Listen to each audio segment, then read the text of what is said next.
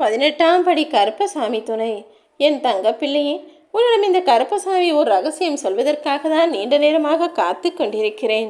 நான் சொல்வதை தனிமையில் கேள்.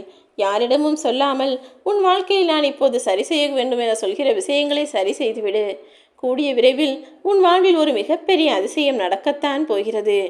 இப்போது நீ உன் வாழ்வில் நன்றாக வாழவில்லை, உனக்கு சில பிரச்சனைகளும் கஷ்டங்களும் இருக்கிறது என்றால் அதற்கு காரணமாக இருப்பது 2 விஷயங்கள்தான். என்ன தெரியுமா?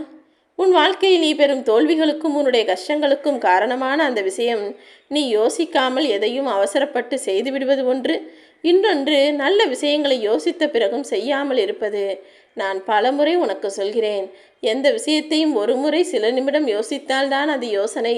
அதிகமாக யோசித்து கொண்டே இருந்தால் அது நடக்காமல் போய்விடும், வெற்றி தாமதமாகிவிடும், குழப்பங்கள் வந்து சேர்ந்துவிடும் என. ஆனால் நீயோ யோசிக்காமல் எதையும் அவசரப்பட்டு செய்து விடுகிறாய். இல்லை என்றால் நல்ல விஷயத்தை செய்வதற்கு யோசித்து கொண்டே இருக்கிறாய். யோசிக்காமல் செய்யும் விஷயங்கள் தவறாய் போய்விடுகிறது. நல்ல விஷயங்களை செய்யாமல் இருந்து வெற்றியையும் நழுவ விட்டு விடுகிறாய். முதலில் வாழ்க்கையில் எதை எப்படி யோசிக்க வேண்டும், எதை எப்படி செய்ய வேண்டும் என்ற திறமையையும் தெளிவையும் உனக்குள் வளர்த்துக்கொள் என் தங்கமே. வாழ்க்கையில் மனிதர்கள் தடுமாறும் போதும் தடம் மாறும் போதும் நினைவில் கொள்ள வேண்டிய விஷயம் இதுதான்.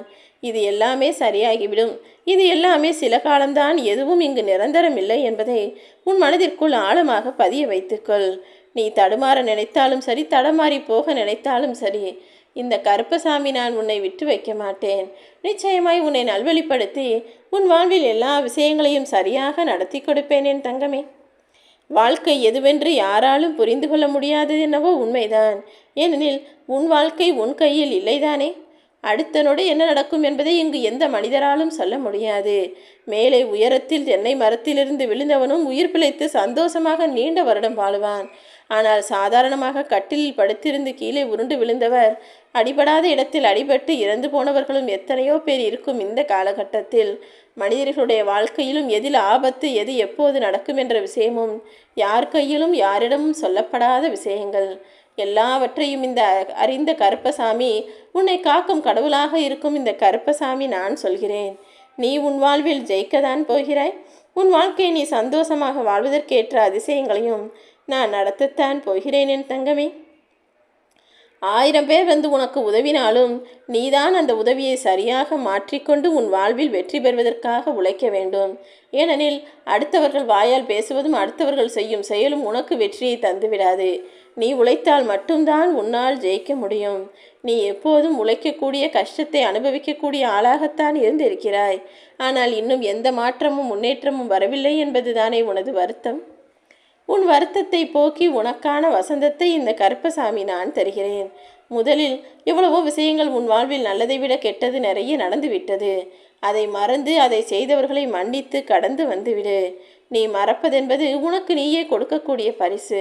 சில கெட்ட விஷயங்களை மறந்தால்தானே, சில தேவையில்லாத விஷயங்களை மறந்தால்தானே உன் மனம் அமைதியடையும். அப்படி தேவையில்லாததை மறந்து கடந்து வந்துவிட்டு அது கெட்டது செய்தவர்களையும் மன்னித்து வந்துக்கூடிய ஆளாக இருந்துவிடு. எல்லாவற்றையும் உன் மனம் போல நான் மிகச் சிறப்பாக உனக்கு அமைத்து கொடுப்பேன். உன்னை சுற்றி இருக்கும் எதிரி யாராக இருந்தாலும் அவர்களிடமும் நீ அன்பு செலுத்துவதில் எந்த தவறும் இல்லை என் தங்கமே. ஏனெனில் எதிரிகளுக்கும் நீ நன்மை செய்யும் போது அவர்களே அதை பார்த்து குழம்பி போய்விடுவார்கள். நீ நல்ல ஆளா அல்லது கெட்டது செய்பவனா, அல்லது செய்ததற்கு பழி வாங்குகிறாயா, அல்லது அதை மறந்து விட்டாயா என அவர்களே குழம்பி போய் ஒரு கட்டத்திற்கு மேல் அவர்களே தன் தவறையும் உணர்ந்து திருந்தி விடுவார்கள். அதே நேரத்தில் தான் செய்த தவறையும் உனக்கு சரியாய் திருத்தி அமைத்து கொடுத்து விடுவார்கள். யாரோ ஒரு 3ஆம் அவர், யாரோ என்னவோ யாரென்னே தெரியாத ஒரு நபர் உனக்காக உன்னை ஆதரிக்கிறார், உனக்கு துணையாய் வந்து நிற்கிறார் என்பதற்காக உன் கூட பிறந்தவர்களையும் உன்னையே நம்பி இருப்பவர்களையும் நீ உதாசீனம் செய்துவிடக்கூடாது. ஏனெனில் அது உனக்கு நீயே செய்து கொள்ளும் கெடுதலை போலதான். இத்தனை காலமாக உன்னுடன் இருந்தவர்களை மறந்துவிட்டு நேற்று புதிதாய் வந்த ஒருவருக்காக நீ துணை போவதும் ஆதரிப்பதும் எப்படி சரியானதாக இருக்கும்? அவர் நல்லவர் என தெரிந்தால் நீ 2 பக்கமும் பேசு, 2 பக்கமும் நல்லது செய், 2 பக்கமும் உன்னுடைய நட்பையும் உறவையும் வளர்த்துக்கொள். அதை விட்டுவிட்டு நேற்று புதிதாய் வந்த ஒரு நபருக்காக இத்தனை நாள் உன் மீது அன்பு செலுத்தியவர்களையும் உன்னை ஆதரித்தவர்களையும் உனக்கு நல்லது கெட்டதுகளில் கூட இருந்தவர்களையும் நீ ஒதுக்கி தள்ளிவிடக்கூடாது. நீ என்னை தேடி வரும்போது நான் உனக்கு நல்லது செய்யவில்லை என்றால் அதன் காரணம் என்னவென நீ அறிவாயா? ஏனெனில் நான் உனக்கு நல்லது செய்ய வரும்போது நீ என்னை மதிக்கவில்லை.